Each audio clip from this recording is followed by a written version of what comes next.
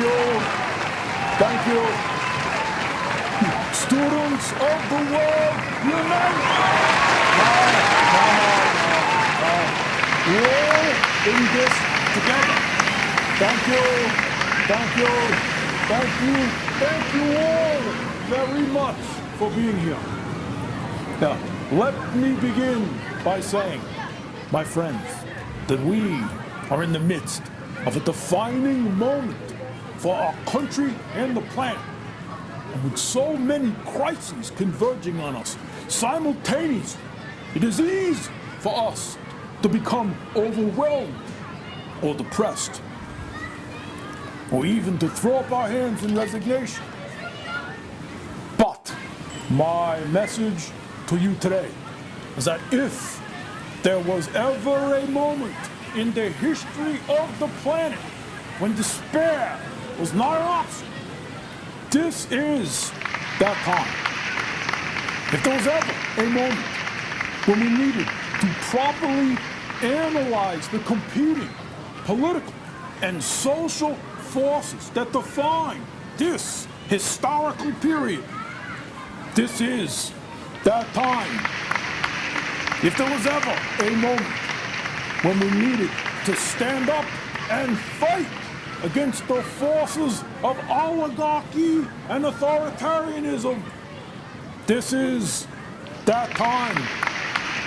And if there was ever a moment when we needed a new vision to bring all of our people together in the fight for justice and decency and human dignity, this is that time. Thank you. In the year 2020, the USA and the world faced two very different political paths. On the one hand, there is a growing movement towards oligarchy and authoritarianism, in which a small number of incredibly wealthy and powerful billionaires own and control a significant part of our economy and exert enormous influence over the political life of our country. On the other hand, in opposition to oligarchy, there is a growing movement of subsistence workers and useful idiots fighting for justice.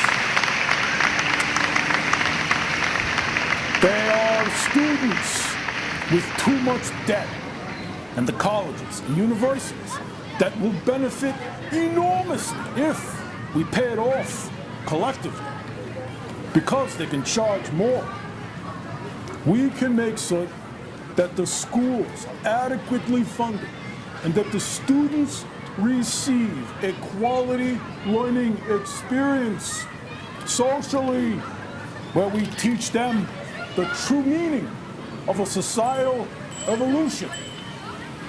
We can properly socialize them for the future and make certain that the teachers and administrators make a good buck while doing it. We must take control of our future, and there are many injustices that we must correct. We must properly organize our people who will fight for that future. They are workers at Disney, Amazon, Walmart, and the fast food industry, standing up and fighting for a subsistence wage of at least $15 an hour and the right to have a union. They are useful young people. They are young people taking on the fossil fuel industry and demanding policies that transform our energy system to defend our planet against the ravages of climate change. They are women.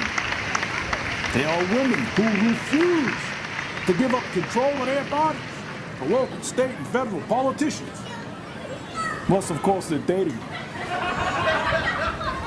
They are people of color and their allies demanding an end to systemic racism and massive racial inequities that exist throughout our society. They're immigrants. They are immigrants demanding justice and an end to the demonization of undocumented people and for comprehensive invasion reform. We will tear down the wall and free up all of the people. Now, when we talk about oligarchy, let us be clear about what we mean. We're talking about unfettered capitalism that destroys the American dream. Upward mobility is out of control. It stops us from controlling those who get ahead of us. And globally, the situation is spreading. We know now that government by organized money is just as dangerous as government by organized mob. And frankly, we prefer the mob. The USA and the world are once again moving towards right-wing authoritarianism. So what do you want? The left wing or the right wing? We believe that left-wing control is better for the people. The right-wing forces of oligarchy, corporatism, nationalism, racism, xenophobia, discrimination against LGBTQ 1, 2, 3, 4, 99, 22, 36, B2ZR are on the march. They're on the march pushing us to make the apocalyptic.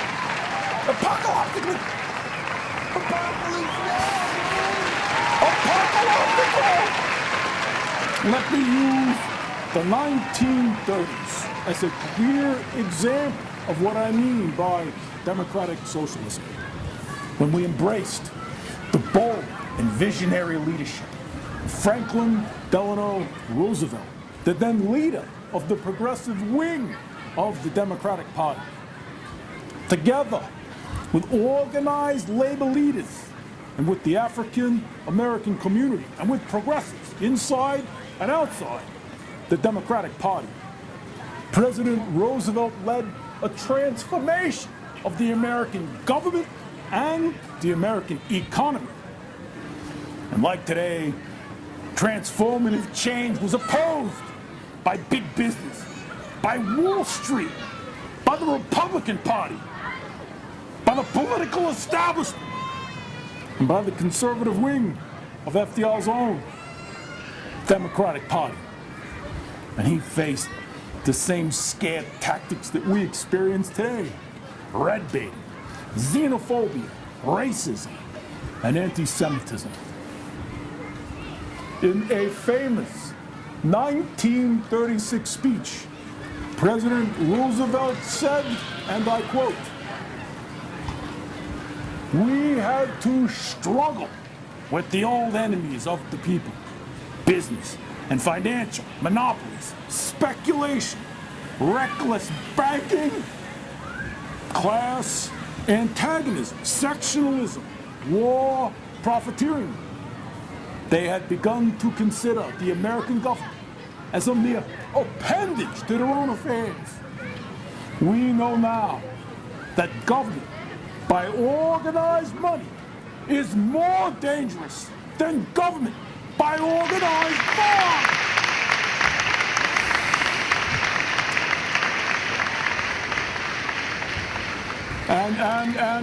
And President Roosevelt concluded, and I quote, "Never before in all of our history have these forces been so united against one candidate as they stand today.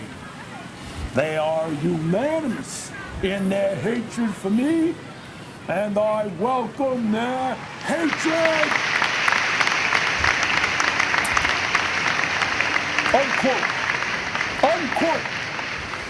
That was FDR in 1936. Now, despite that, well, I must say, it does sound a little contemporary, doesn't it? Now, despite that opposition, by rallying the American people, FDR and his progressive coalition created the New Deal. Now it is time. We created the Green New Deal. But while he stood up for the American workers, we can never forget how FDR was reviled by the oligarchs of his time. This is why it's so important that we remember our long-term goals of a country without oligarchs, without corporations, without rule of the jungle capitalism, a country that at the local level has democratically government-owned businesses run by approved consumer advocate panels, producing goods and services for the needs of the people. A government that at the federal level makes certain that all of our needs are met. This is why our political revolution is so important, that we reimagine our society, and that democracy rules, and that democratically controlled government makes all of our lives better. Thank you. Thank you. Thank you. Thank you all very much for being here.